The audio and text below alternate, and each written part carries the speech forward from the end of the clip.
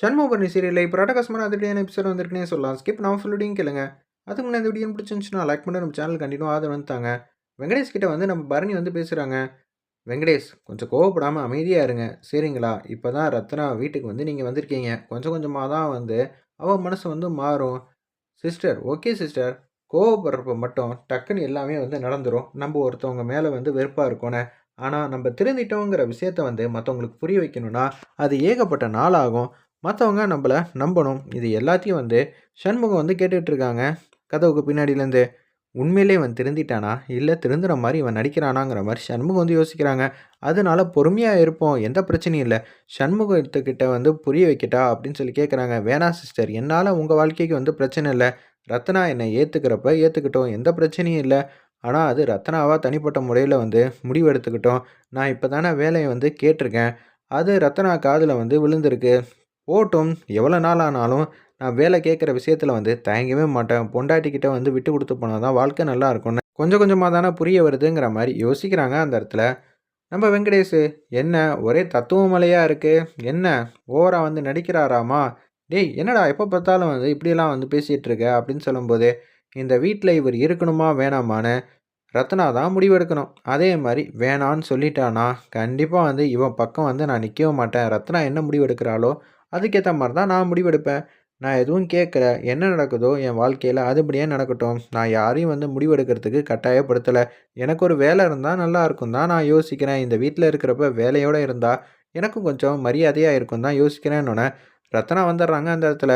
"சரிண்ணே, பரணிக்காக நான் வந்து இவருக்கு வேலைய போட்டு குடுக்குறேன்" அப்படின்னு சொன்னோனே, ஓகே. எந்த பிரச்சனையும் இல்ல. நீ எப்படி இருந்தாலும் உன் மனச வந்து மாத்திப்பன்னு எனக்கு தெரியும் ரத்னாங்கிற மாரி நம்ப வெங்கடேஷ் வந்து சொல்றாங்க. உடனே வந்து கடுப்பாயிட்டாங்க. நான் ஒண்ணும் உன் மேல அன்பு பாசத்தினால வந்து வேல வந்து குடுக்கல. உன் மேல வந்து ரொம்ப மிகப்பெரிய மரியாத வந்து வச்சிருக்கா பரணி. அதுக்காக தான் குடுக்குறேன். உனக்கு நான் இது மாரி ஒரு சந்தர்ப்பம் குடுத்தா தானே, நீ யாரு எப்படிப்பட்டவன்ங்கிற விஷயம்லாம் பரணிக்கு வந்து தெரியும். ஏய் அவர் வந்து திருந்திட்டாருடி அப்படின்னு சொல்லி அந்த இடத்துல பரணி வந்து பேசும்போது நீ என் வாழ்க்கைய காப்பாத்தணும்னு சொல்லி, நீ பெர்ஃபார்ம் பண்ணிக்கிட்டு இருக்க. அது எனக்கு புரிஞ்சுக்க முடியுது. சூடாமணி எப்படி இருந்திருந்தா, என்ன மாரி முடிவு எடுத்திருப்பாங்களோ, அதுதான் நீ எடுக்கிற பரணி. ஓகே. ஆனா, நீ வந்து இவர பத்தி புரிஞ்சுக்கலல்ல. நான் நல்லா புரிஞ்சுக்கிட்டேன். இவரு எப்படியெல்லாம் நடந்துப்பாரு. ஒரு விஷயம் சாதிக்கிறதுக்காக எந்த லெவலுக்கு வந்து போவாருன்னு எனக்கு தெரியும். உனக்கு தெரியாதுல்ல. அப்படின்னு சொல்லும்போது, ஏன்டி இப்படியெல்லாம் பண்ணிக்கிட்டு இருக்க? சரி பரணி, உனக்காக வந்து சந்தர்ப்பம் குடுக்குறேன். உனக்கு இவர பத்தி தெரிஞ்சுக்கணும்னு. பாரு, உன் நம்பிக்கைய வந்து எப்படி இருந்தாலும் உடைக்க தான் போறாரு. இது ஒண்ணும் இவருக்கு ஒண்ணும் புதுசு இல்ல. முத்துப்பாண்டி வந்துடுறாங்க. வேலை வந்து போட்டு குடுத்ததுக்கு ரொம்பவே நன்றிங்கிற மாரி நம்ப வெங்கடேஷ் வந்து சொல்றாங்க அந்த இடத்துல. "பாத்தீங்களா மச்சான், இன்னமும் அவ மனசுல நான் தான் இருக்கேன். அதனால தான் வேலை போட்டு குடுத்துருக்கா" அப்படின்னு சொன்னோனே, "நான் எந்த வேலை போட்டு தரேன்னு சொல்லவே இல்லையே. நீ என்ன எங்க வேணாலும் நிக்க சொல்லு. பியூனா நிக்க சொல்லு. நான் நிக்கிறேன். இல்லையா, எடுபிடி வேலை செய்யணுங்கிறியா? நான் செய்யறேன். எந்த பிரச்சனையும் இல்ல." அப்படியெல்லாம் சொல்லல.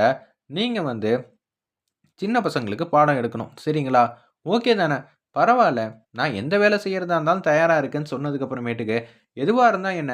இப்படிதான் இருக்கணும் வெங்கடேஷ். இது போதாதா? நீ ரொம்ப நம்புற. சரின்னு சொல்லி நக்கலா வந்து சிரிச்சுட்டு, அப்படியே வந்து போறாங்க அந்த இடத்துல. நம்ப ரத்னா வேற லெவல்ல மாஸா இருந்துச்சுன்னே சொல்லலாம் அந்த சீன்லாம். கடைசியான சந்தர்ப்பம். அந்த சந்தர்ப்பத்த நிச்சயம் வந்து பயன்படுத்திக்கங்க. இப்படி மனைவி கிடைக்கிறதெல்லாம் எத்தனை பேருக்கு வந்து கிடைக்கும்? தயவு செஞ்சு புரிஞ்சுக்கங்கன்னு சொன்னோனே, எல்லாரும் வந்து போறாங்க. இது எங்க கொண்டு போய் விடப்போதோன்னு தெரியலங்கிற மாரி சண்முகம் வந்து யோசிச்சுட்டு இருக்கிறப்ப, யோவ்! என்னையா நெனச்சுக்கிட்டு இருக்கன்னு சொல்லி நம்ம முத்துப்பாண்டி வந்து பேசுறாங்க. நான் வந்து எப்படியெல்லாம் தெரியுமா? ரத்னாவ தான் கட்டுவேன்னு சொல்லி பிரச்சனை மேல பிரச்சனை பண்ணியிருக்கேன். சண்முகமும் நானும் போடாத சண்டையா? இல்ல என்கிட்ட வந்து விட்ரு விட்ருன்னு எல்லாருமே சொன்னாங்க. நான் கேட்கிற மாரி இல்ல. கட்னா ரத்னா கழுத்துல தான் தாலி கட்டுவேன்னு சொல்லி கடைசியில எசகி கழுத்துல தாலி கட்டுற மாரி ஆயிடுச்சு. அதுக்கப்புறம் நான் மனசு மாறுனது. எல்லாம் கோவப்படுறவனுக்கு எதுவுமே கிடைக்க போறது இல்லையா? அமைதியா ஒரு விஷயத்த வந்து பார்க்குறவனுக்கு மட்டும் தான் எல்லாமே வந்து கிடைக்கும். பார்த்துக்கங்க சகல, அவ்வளோதான் சொல்ல முடியும். இனிமேட்டு பாருங்க, எது நடக்குமோ அது சிறப்பா நடக்குங்கிற மாரி கேவலமா வந்து யோசிச்சுட்டு இருக்காங்க அந்த இடத்துல. வெங்கடேஷு அப்படியே வந்து வேலைக்கு எல்லாரும் வந்து போ ஆரம்பிச்சுடுறாங்க. உடனே வந்து வெங்கடேஷ் வந்து அவங்க வீட்டுக்கு வந்து போறாங்க. "அம்மா இப்பதாம்மா நெனச்சதெல்லாம் ஒண்ணு ஒண்ணா நடக்குது. என்னடா பண்ற? நான் வந்து தேவையில்லாம உன் மனச வந்து மாத்திட்டேன் போல இருக்கு. மன்னிச்சிடுறா" அப்படின்னு சொல்லி அவங்க அம்மா வந்து கெஞ்சுறாங்க. ரத்னா கூட சேர்ந்து வாழக்கூடிய வாழ்க்கைய பார்றா. இன்னும் 3, 4 மாசத்துல வந்து அவன் மறந்துருவாடா எல்லா பிரச்சனையும். அனுபவஸ்தன் சொல்றத கேளுடான்னு சொல்லி அவங்க அப்பாவும், அம்மாவும் பேசுறாங்க. அவன் என்ன போட்டு பாடாப்படுத்தியிருக்கா. அது எல்லாத்துக்கும் வந்து திருப்பி குடுக்கறதுக்கு இப்ப தான் ஒரு சரியான சந்தர்ப்பம் கிடைச்சிருக்கு. அத நான் பயன்படுத்தி தான் தீருவேன். இப்ப எனக்கு கிடைச்சிருக்கிற சந்தர்ப்பத்த மிஸ் பண்ண தயாரா இல்ல. நான் அவ கூட வந்து பிரச்சனை கண்டிப்பா பண்ணுவேன் அப்படின்னு சொன்னோனே, "வேணான்டா" அப்படின்னு சொல்றாங்க. "ஓ! இந்த தகவல வந்து சண்முகத்துக்கிட்ட சொல்லுவீங்களா? ஏன்பா நாங்க சொல்லப் போறோம். மனசு மாறுனா எங்களுக்கு அதுவே சந்தோஷம்ப்பா" அப்படின்னு சொல்லி அந்த இடத்துல பேசும்போது, "இந்த வாட்டி சந்தர்ப்பத்த மிஸ் பண்ணிட்டேன்னா, வேற எதுவுமே வந்து நடக்காதுப்பா. ரத்னாவோட சேர்ந்து உன்னால வாழ முடியாது. எனக்கு தேவையே இல்ல. அவ சொன்னத கேட்டு நான் நடந்துக்கணுமா? அப்படிப்பட்ட வாழ்க்கையே எனக்கு தேவையில்லன்னு" சொல்லி கிடைச்ச வாழ்க்கைய வாழ விடாம, அவங்க வந்து பிரச்சனை பண்ணிட்டு இருக்காங்க நம்ம வெங்கடேஷு. ஒரு பக்கம் நம்ப முத்துப்பாண்டி கிட்ட வந்து பேசுறாங்க. "பூக்கடைக்காரம்மா, என்ன இப்பலாம் வந்து பூ வாங்குறதே இல்லையே?" அப்படின்னு சொன்னம்போது, ஒரு பூ வந்து குடுங்கங்கிற மாரி மல்லிகைப்பூ ஒரு 5 முழம் கிட்ட வாங்குறாங்க. அதே மாரி அல்வாவும் வாங்குறாங்க போல இருக்கு நம்ம எசக்கிக்காக. சரின்னு சொல்லிட்டு போலான்ட்டு இருக்கிறப்ப, வெங்கடேஷோட வண்டி வந்து ஸ்டார்ட் ஆக மாட்டேங்குது. "சகல, நான் இங்க தான் இருக்கேன். இங்கேயே வந்து நிப்பாட்டுங்க. காலையில வந்து வண்டி எடுத்துக்கலாம்.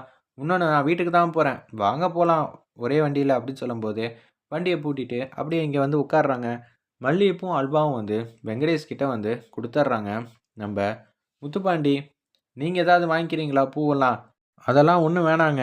இப்ப தான் வந்து கொஞ்சம் கொஞ்சமா அவ மனசு மாறுறாளா இல்லையான்னு தெரியல. பரணிக்காக ஒரு 2 முடிவு எனக்கு சாதகமா எடுக்கிறா. இப்பலாம் பூவெல்லாம் வாங்கிட்டு போனா சரி வராதுங்கிற மாரி சொல்லிட்டு இருக்காங்க." சரிங்கிற மாரி யோசிச்சுட்டு இருக்கிறப்ப, அப்படியே கேஷுவலா வந்து திங்க் பண்ணிட்டு இருக்காங்க. "சகல, திருப்பி நான் சொல்றேன்னு தப்பா நெனச்சுக்காதீங்க. நான் வந்து எப்படிப்பட்ட கோவக்காரன்னு உங்களுக்கே நல்லா தெரியும். ஆனா, சந்தர்ப்பம் ஒரு மனுஷனுக்கு இன்னொரு வாட்டி கிடைக்கிறதெல்லாம் மிகப்பெரிய விஷயம். அது உங்களுக்கு நடந்திருக்கு. பார்த்துக்கங்க. நான் உங்கள விட கோவக்காரன். இப்ப நான் எசக்கிய பார்த்தா வந்து எனக்கு சிரிக்கிறத தவிர வேற ஆப்ஷன் இல்ல. வேற வழி இல்ல. எசக்கி என்ன சொன்னாலும் வந்து நான் கேட்டு நடந்துப்பேன். வீட்டுக்குள்ள வந்து தோத்து போனா வாழ்க்கை ரொம்பவே சூப்பரா இருக்கும். பொண்டாட்டி சொல்றதுக்கெல்லாம் சரி சரின்னு சொல்லுங்க. உங்க பொண்டாட்டி எப்படியெல்லாம் படிச்சிருக்கா தெரியுமா?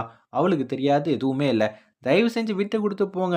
வாழ்க்கை ஏக போகமா வந்து சூப்பரா வந்து போகுங்கிற மாரி அந்த இடத்துல சொல்லிட்டு இருக்காங்க. சரி சகல, நான் பார்த்துக்கிறேன். சரி வாங்க வண்டியில உட்காருங்கன்னு சொல்லி 2 பேரும் வந்து வண்டியில வந்து ஒத்துமையா வந்து போற மாரி காட்டுறாங்க. எப்படி இருந்தாலும் இன்னும் கொஞ்ச நாள்லயே வந்து வெங்கடேஷோட சதி திட்டம்லாம் வந்து தெரிய போது. நம்ம சண்முகத்துக்கு வெயிட் பண்ணி பார்ப்போம்.